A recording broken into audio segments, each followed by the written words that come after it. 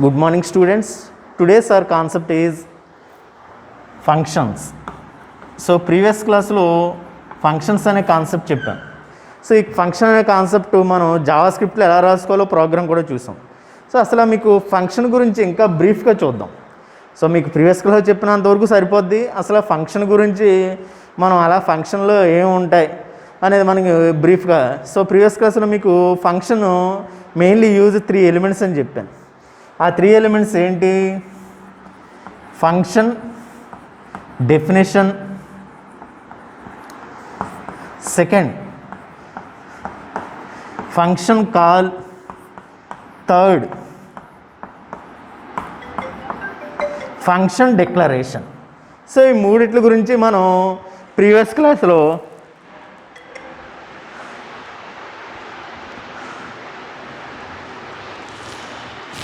So function definition, function call, function declaration.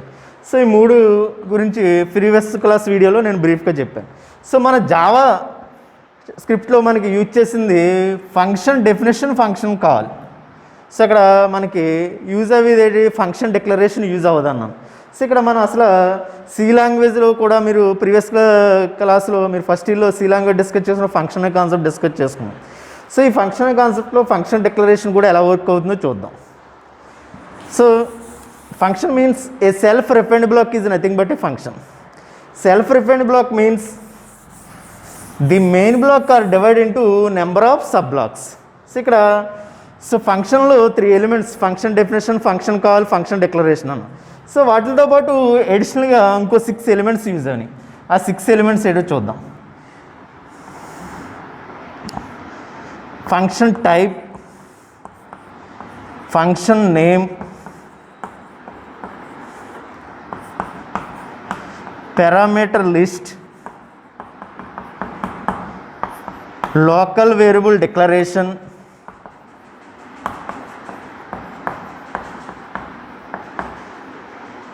executable statement.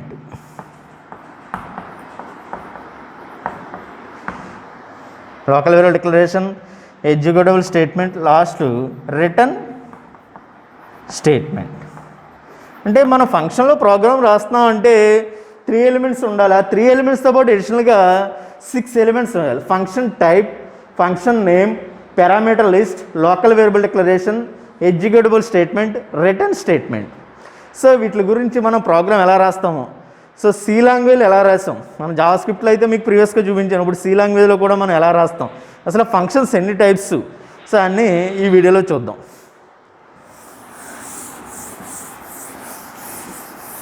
Functions mainly divided into 2 types: library functions,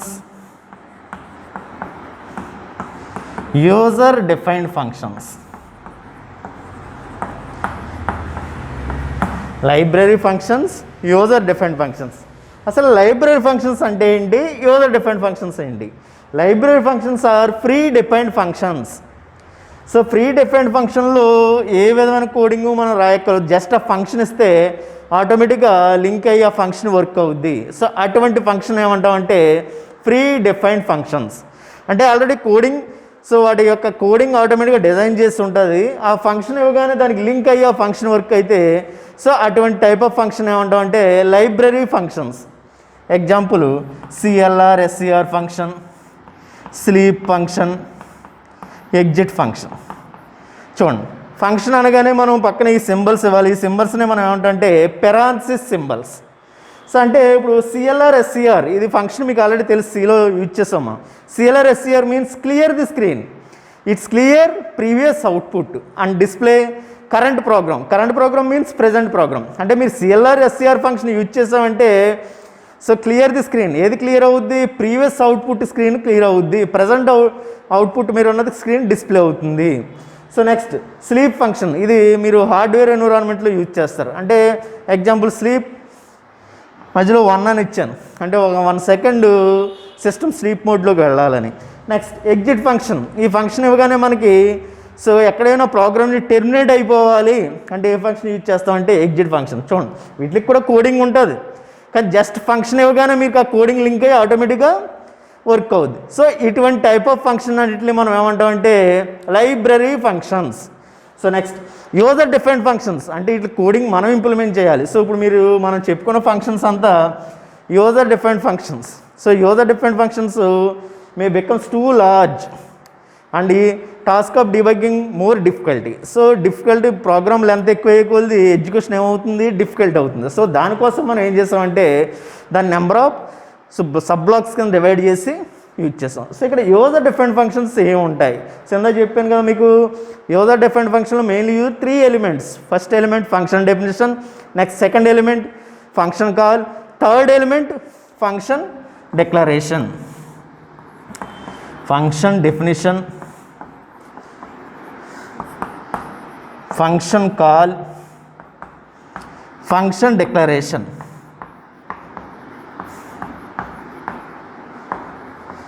అంటే మీరు user different ఫంక్షన్లో programme రాయాలంటే 3 elements main ఉండాలి. మనం first నుంచి ఇదే చెప్తున్నాం. Function definition, function call, function declaration. Definition అంటే ఏంటో చెప్పాను. Function call means invoking the program values. Function declaration means invoking values are passed in to another function. So వీటితో పాటు ఇంకో 6 ఎలిమెంట్స్ యూజ్ అవుతాయని ఇందా చెప్పాను. Function type, function name, parameter list, local variable declaration, executable statement, return statement. So okay. So ఇప్పుడు మనం user different గురించి బ్రీఫ్గా చూద్దాం.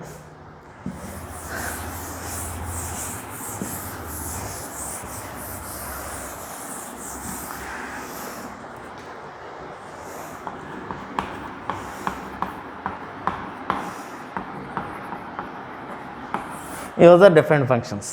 సో యూజర్ డిఫరెంట్ ఫంక్షన్లో మీకు 3 ఎలిమెంట్స్లో పాటు అడిషనల్గా 6 ఎలిమెంట్స్ ఉంటాయని చెప్పాను కదా.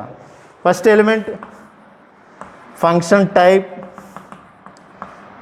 Function name,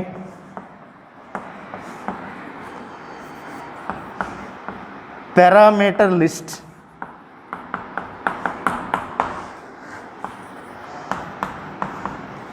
local variable declaration,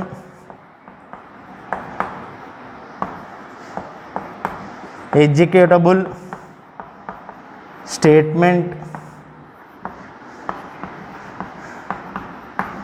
return statement.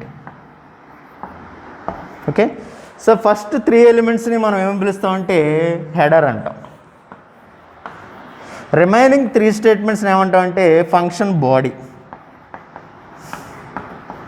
First 3 ఎలిమెంట్స్ని ఏమంటాం function header, function type, function name, parameter list. So వీటిని ఫంక్షన్ హెడర్ అంటాం.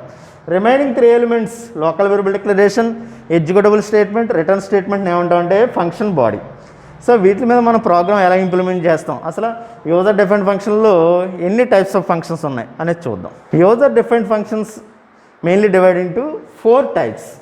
ఇందులో యూజర్ డిఫరెంట్ ఫంక్షన్లో ఎన్ని టైప్స్ ఉన్నాయంటే 4 types. First with parameters, with return values. Second without parameters, without return values.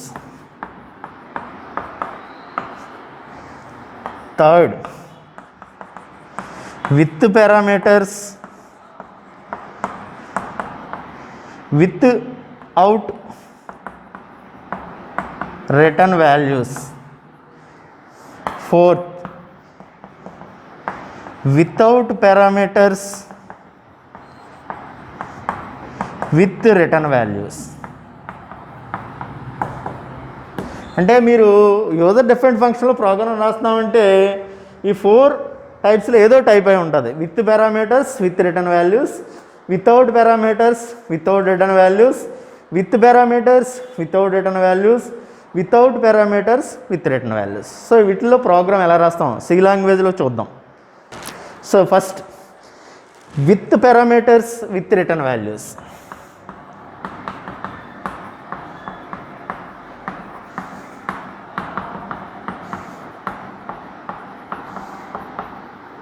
With parameters, with return values.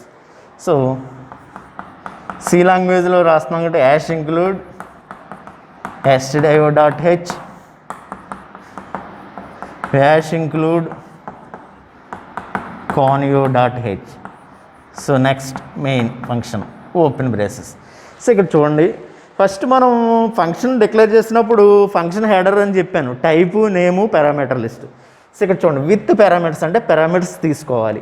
So ఇక్కడ function type నేను example programme ఏం రాస్తున్నానంటే simple interest program రాస్తున్నాను.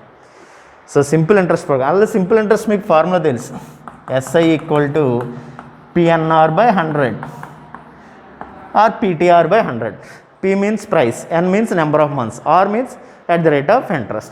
So simple interest program రాస్తున్నాను. So ఇక్కడ interest అనేది మనకి type ఏం తీసుకుంటానంటే float.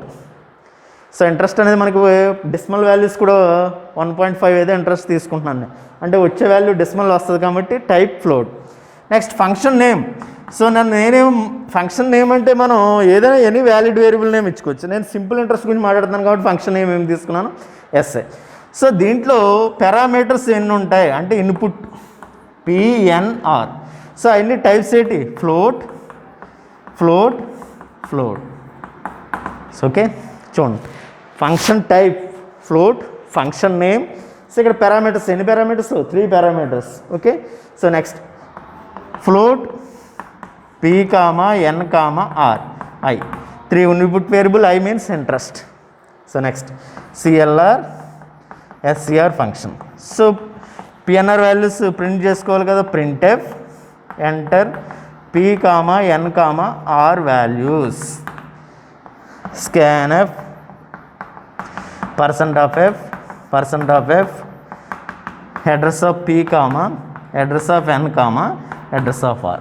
So ఇక్కడ ఎన్ని ఉన్నాయి, 3 వాల్యూస్ ఉన్నాయి, అందుకు %f address of P, address of N. So next SI P, N, R. చూడండి, దీన్ని ఏమంటామంటే ఫంక్షన్ కాల్. సో దీని అంతటిని మనం ఏం పిలుస్తామంటే ఫంక్షన్ డెఫినేషన్. సో దీన్ని ఏమంటామంటే ఫంక్షన్ కాల్. సో ప్రీవియస్ క్లాస్లో మీరు ఒక ఫంక్షన్ని డెఫినేషన్ నుంచే స్టార్ట్ చేస్తాం మనం, type, name, parameter list. So ఆ పారామీటర్స్ ఏంటి, PNR వాల్యూస్ ఎంటర్ చేశాను, ఆ వాల్యూ స్టోర్ అయింది. Function call means invoking program values. So లాస్ట్లో gets క్లోజ్ బ్రేసెస్. సో ఇక్కడతో ఒక ఫంక్షన్ అయింది. సో దీనికి అనదర్ సబ్ ఫంక్షన్. సో మీకు యూజర్ డిఫరెంట్ ఫంక్షన్ ఒక బ్లాక్ని నెంబర్ ఆఫ్ బ్లాక్స్ కింద డివైడ్ చేయాలన్నాను. సో ఇక్కడతో ఒక బ్లాక్ అయింది. నెక్స్ట్ బ్లాక్ దీని నుంచే తీసుకుంటున్నాను, float SI, float P, float N, float R. చూడండి, దీన్ని ఏమంటామంటే ఫంక్షన్ డిక్లరేషన్. Function declaration. చూడండి, invoking values are passed into another function ఇది also called function declaration. So P ఇక్కడ పాస్ అయింది, N ఇక్కడ పాస్ అయింది, R ఇక్కడ పాస్ అయింది. సో PNR వాల్యూస్ ఈ ఫంక్షన్ తెలుసు. సో ఇక్కడ float I means interest, I = P × N × R/100. చూడండి, ఇక్కడ ఏమి ఇచ్చాను నేను, with parameters with return values. ఇందులో పారామీటర్స్ తీసుకున్నాం బాగానే. సో పారామీటర్స్ ఎక్కడి నుంచి ఎక్కడ పాస్ అయినాయి, ఈ ఫంక్షన్ నుంచి ఈ ఫంక్షన్ పాస్ అయినాయి. అంటే విత్ పారామీటర్స్ అంటే ఒక ఫంక్షన్ నుంచి ఇంకో ఫంక్షన్ పాస్ అవ్వాలి. సో ఇక్కడ మెయిన్ ఫంక్షన్ అంతటినీ కలిపి ఏమంటాం అంటే కాలింగ్. సో ఇలాంటి సబ్ ఫంక్షన్ అంతటినీ కలిపి ఏమంటాం అంటే కాల్డ్ ఫంక్షన్. మీకు గుర్తుపెట్టుకోవాలి, మెయిన్ ఫంక్షన్ ఉన్నదాన్ని ఏమంటాం కాలింగ్, సబ్ ఫంక్షన్ ఏమంటాం మన కాల్డ్. చూడండి ఇక్కడ sir meaning, with parameters with return values. దీని అర్థం ఏంటంటే the calling function send the parameters to called function. The calling function send the parameters to the called function.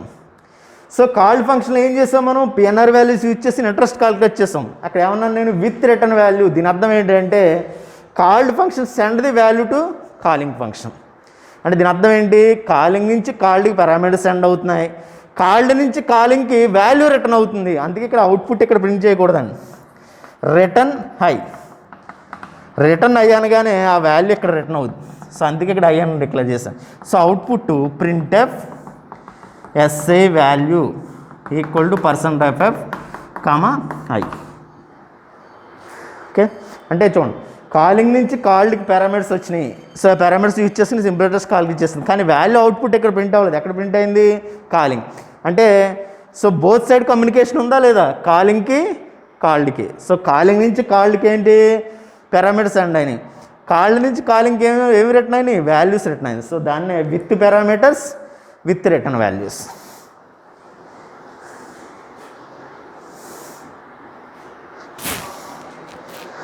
చూడమ్మా మళ్ళీ ఇంకోసారి చెప్తున్నాను. With parameters with return values అంటే calling నుంచి parameters దేనికి సెండ్ అవ్వాలి, కాల్డ్ సెండ్ అవ్వాలి.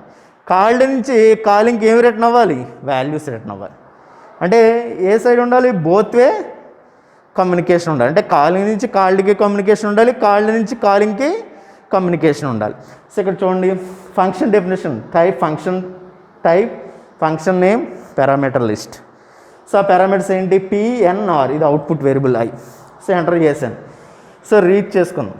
సో ఇక్కడ వాల్యూస్ అనేది ఎందులో స్టోర్ అయినాయి, ఫంక్షన్ కాల్లో ఎస్ఐ పి కామా ఎన్ కామా ఆర్. సో ఈ వాల్యూస్ యూజ్ చేసుకుని మనకి సబ్ ఫంక్షన్కి సెండ్ చేస్తాం. సెండ్ చేసిన తర్వాత దీని నుంచి మనకి ఏం కాల్ ఇచ్చేస్తాం, interest, simple interest PNR/100.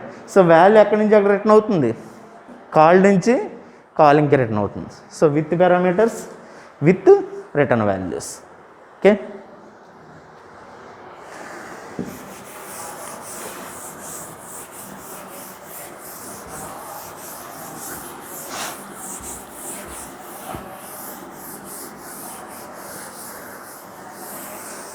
Next second function